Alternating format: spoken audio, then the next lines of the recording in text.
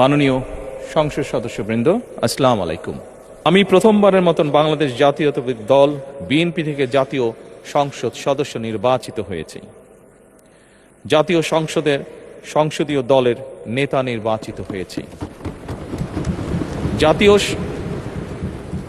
জাতীয় সংসদে দলের প্রতিনিধিত্ব করলেও প্রধানমন্ত্রী হিসাবে আমি এই জাতীয় সংসদে দেশের প্রতিনিধিত্ব করছি।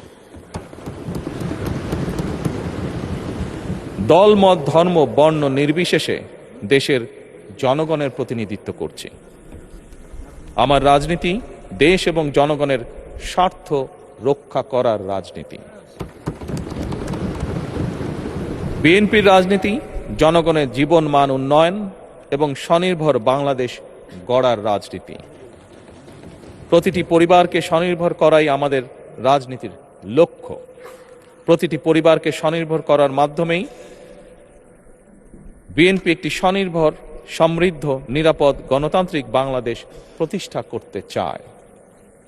এই লক্ষ্য অর্জনে আমি জনগণের সমর্থন এবং সহযোগিতা চাইছি।